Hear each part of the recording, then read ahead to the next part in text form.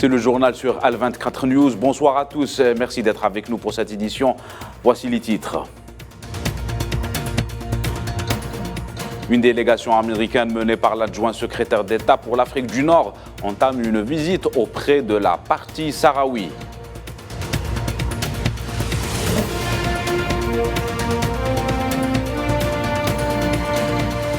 Ils étaient plus de 45 000 Palestiniens à effectuer la prière du vendredi à Al-Aqsa, en dépit des restrictions des forces d'occupation.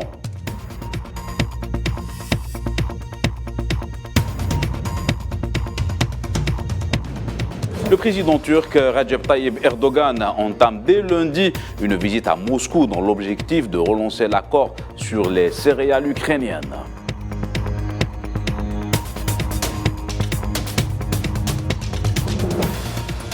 Et le festival Mostra de Venise, un événement entaché par la grève des stars de Hollywood.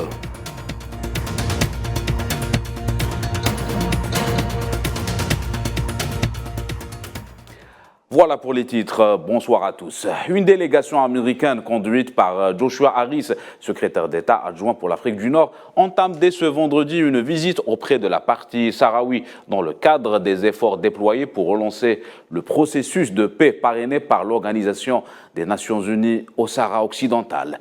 Le point avec Lila Gertal. La délégation américaine conduite par Joshua Harris, secrétaire d'État adjoint pour l'Afrique du Nord, entame sa visite aujourd'hui, une visite qui le mènera dans la capitale sahraoui, l'objectif étant de relancer le processus de paix parrainé par l'ONU au Sahara occidental, un processus de paix au point mort en raison des tergiversations du Maroc et des obstacles que le Makhzen met sur le chemin du référendum.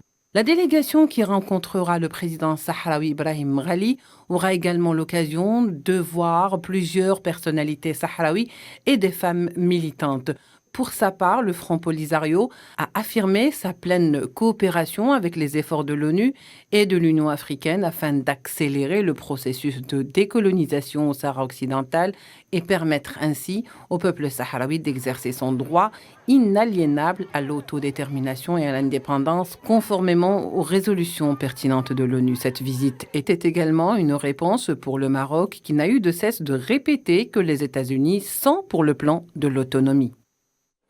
Direction le Burkina Faso, le président de la transition, Ibrahim Traoré, s'est entretenu à Ouagadougou avec une délégation russe menée par le vice-ministre de la Défense, Bek Levkourov. Les deux délégations ont évoqué la coopération militaire et technique entre les deux pays, ainsi que les questions évoquées lors de la rencontre entre le président russe et burkinabé dans le cadre du deuxième sommet Russie-Afrique à Saint-Pétersbourg au mois de juillet dernier.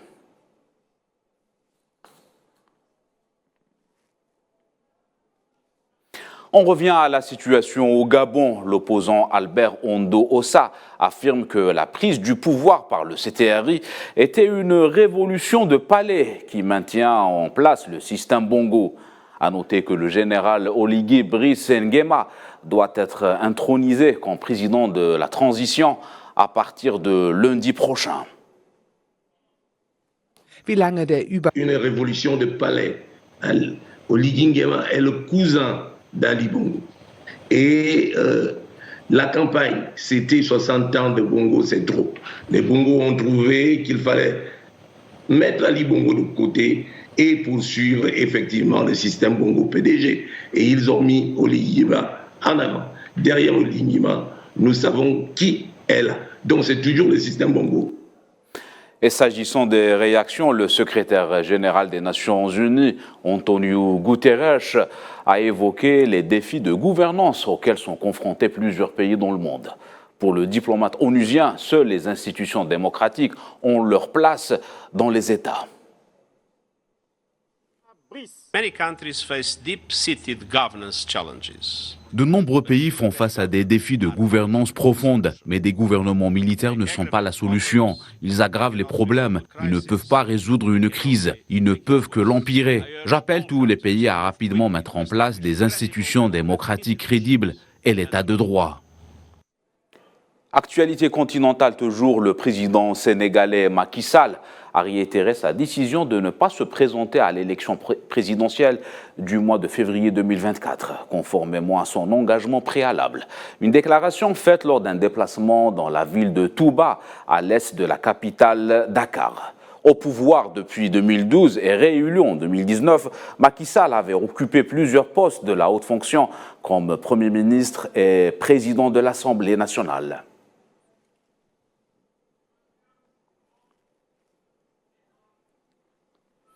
Et dans la région du Sahel, marquée par le coup d'État contre Mohamed Bazoum, les militaires au pouvoir au Niger ont annoncé la suspension de toutes les activités des organisations internationales, ONG et agences onusiennes dans les zones d'opération militaire en raison de la situation sécuritaire du moment.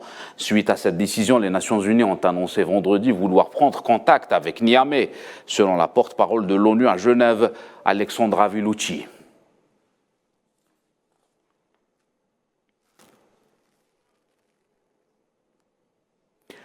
L'Organisation des Nations Unies réclame une enquête exhaustive sur la répression mercredi par l'armée d'une manifestation à Goma, en République démocratique du Congo, qui a fait des dizaines de morts parmi les civils. L'enquête des autorités doit examiner de manière exhaustive l'usage de la force par les forces de sécurité, également être approfondie, efficace et impartiale, a souligné Ravina Chamadasni, porte-parole du Haut-Commissariat de l'ONU aux droits de l'homme, lors d'un point de presse à Genève.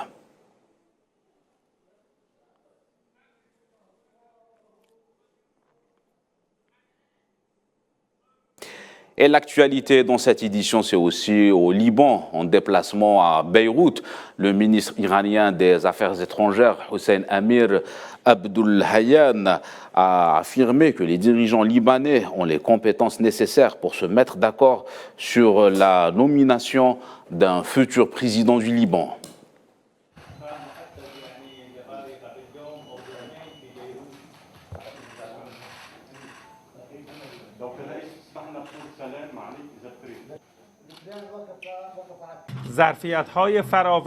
Nous pensons que les dirigeants politiques libanais ont les compétences et le tact nécessaires pour discuter et se mettre d'accord sur la nomination du président et du futur gouvernement. Naturellement, les acteurs étrangers peuvent contribuer à renforcer la voie du dialogue et de la concentration avec les Libanais à cet égard.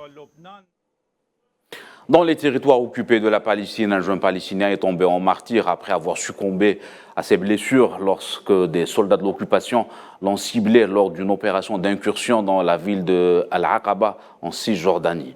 Durant cette descente, les forces d'occupation ont blessé 4 jeunes Palestiniens.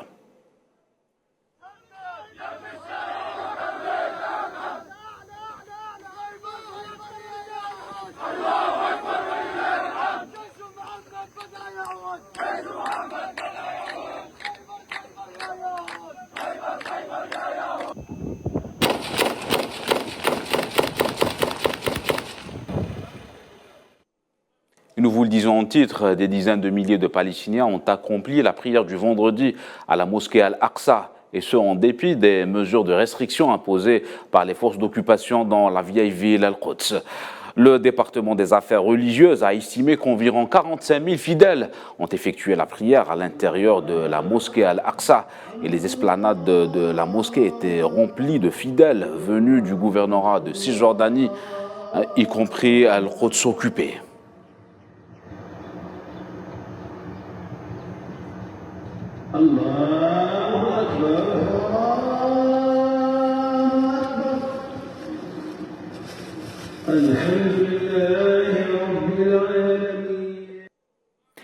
Le président ukrainien Volodymyr Zelensky a affirmé l'impossibilité d'établir la paix en Ukraine sans le retrait russe de Crimée et du Donbass, ainsi que toutes les terres ukrainiennes. Une affirmation prononcée par visioconférence lors du Forum économique européen à Cernobbio en Italie.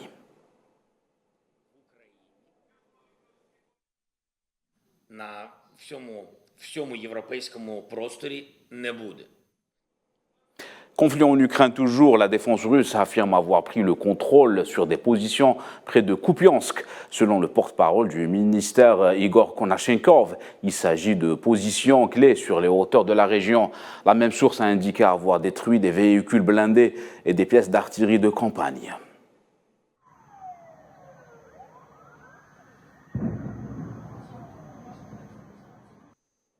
Le président turc Recep Tayyip Erdogan est attendu lundi prochain en Russie pour rencontrer son homologue russe Vladimir Poutine. À travers ce déplacement, Ankara espère relancer les accords sur l'exportation des céréales ukrainiennes. Moscou s'était retiré au mois de juillet dernier de cet accord déterminant pour l'approvisionnement alimentaire mondial. La Russie critique notamment le fait que les exportations de céréales d'engrais russes étaient entravées par les sanctions occidentales. L'annonce de la visite du président turc en Russie intervient à un moment où 2 cargos ont été autorisés à naviguer en mer Noire par l'Ukraine, malgré la fin de l'accord sur les céréales. Selon Ankara, l'accord céréalier sera justement au menu des discussions entre les 2 présidents, Erdogan souhaitant lui redonner un second souffle. L'accord céréalier en question permettait depuis l'été 2022 l'exportation des céréales ukrainiennes via la mer Noire malgré le blocus russe. Mais Moscou avait quitté cet accord en juillet dernier, critiquant notamment le fait que les exportations de céréales et d'engrais russes étaient entravées par les sanctions occidentales. Depuis le retrait de la Russie de l'accord sur les céréales, l'Ukraine dépend pour ses livraisons de quelques voies terrestres et d'un port fluvial peu profond, ce qui limite considérablement le volume de ses exportations de céréales. En visite en Russie, le ministre turc des Affaires étrangères Hakan Fidan a estimé essentielle la reprise de l'accord sur l'exportation des céréales ukrainiennes par la mer Noire. La reprise de l'initiative de la mer Noire a figuré en tête de notre ordre du jour. Nous avons souligné le rôle essentiel de cette initiative pour la sécurité alimentaire mondiale et la stabilité de la région de la mer Noire. De son côté, son homologue russe, Sergueï Lavrov, a fait savoir que la Russie ne se satisferait plus uniquement de promesses pour ses propres exportations, mais voulait des garanties avec un résultat concret. Dès que des mesures seront prises, non pas les mesures concernant les négociations sur la partie russe de l'accord sur la mer Noire, mais les mesures visant à résoudre toutes les questions restées en suspens, malgré les promesses du secrétaire général de l'ONU, dont nous apprécions également les efforts. Dès que les négociations se transformeront en décisions concrètes, nous serons prêts à reprendre le volet ukrainien de l'accord céréalier le même jour. Cette visite en Russie sera l'occasion pour Erdogan de tenter de persuader Poutine de relancer l'accord céréalier. Il sera un des rares dirigeants du G20 à se rendre en Russie depuis le début du conflit en Ukraine. C'était un sujet signé Souila Kilal. C'est jour de scrutin présidentiel à Singapour, la première élection présidentielle depuis 10 ans. L'ancien vice-premier ministre et chef de la Banque centrale, Tharman Shanmugatranam, âgé de 66 ans, est considéré comme le favori de la présidentielle. Et comme l'exige la loi, le candidat favori a démissionné de son parti d'Action populaire avant de postuler pour la fonction suprême de l'État.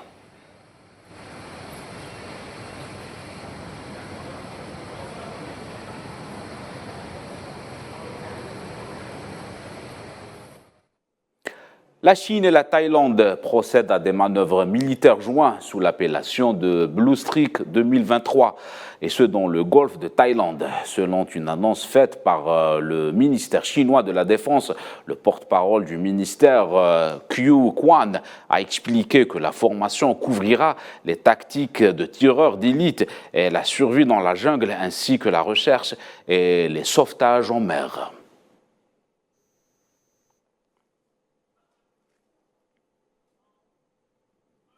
L'administration américaine a approuvé une livraison d'armes à Taïwan dans le cadre d'un programme d'aide militaire. Le département d'État américain a informé le Congrès de l'octroi d'une enveloppe de 80 millions de dollars dans le cadre d'un programme d'aide militaire. Et c'était une annonce du bureau ovale qui a suscité l'ire de Pékin. Pour la Chine, l'aide et les ventes militaires américaines à Taïwan ne font que nourrir le complexe militaro-industriel américain, tout en nuisant à la sécurité et au bien-être des compatriotes taïwanais. President Tsai knows that any Nous vous le disions en titre, et l'actualité c'est aussi le 7e art. Le festival Mostra est désormais le premier événement planétaire à être victime de la grève des acteurs et scénaristes américains qui réclament l'encadrement de l'intelligence artificielle, mais aussi une meilleure rémunération. Les détails avec Iman Merad. La Mostra est le premier festival mondial à être victime de la grève des acteurs et scénaristes américains qui réclament d'une part un réel encadrement de l'intelligence artificielle et d'autre part une meilleure rémunération. La tache noire sur le tapis rouge de cette cérémonie d'ouverture au Palais du Cinéma sur le Lido fut l'absence des scénaristes ainsi que de quelques acteurs américains à cet emblématique rendez-vous cinématographique. À cet effet, la 80e Mostra de Venise s'est ouverte mercredi soir en remplacement d'une production américaine initialement prévue avec un biopic italien centré sur le commandant Salvatore Todaro qui a sauvé la vie de marins ennemis. Une ouverture de cérémonie italo-italienne où la cinéaste italienne Liliana Cavani s'est vue remettre un lion d'or d'honneur. En somme, 23 films sont en lice, dont 6 films américains qui restent tout de même en compétition, malgré le mouvement de protestation qui touche Hollywood depuis le 13 juillet dernier. C'est un pari plutôt controversé du directeur du Festival de Venise. Voilà, mesdames et messieurs, c'est la fin de ce journal. Vous pouvez le revoir en intégralité dans les réseaux sociaux qui s'affichent en bas de l'écran. L'actualité continue sur Al 24 News. Excellente soirée à tous.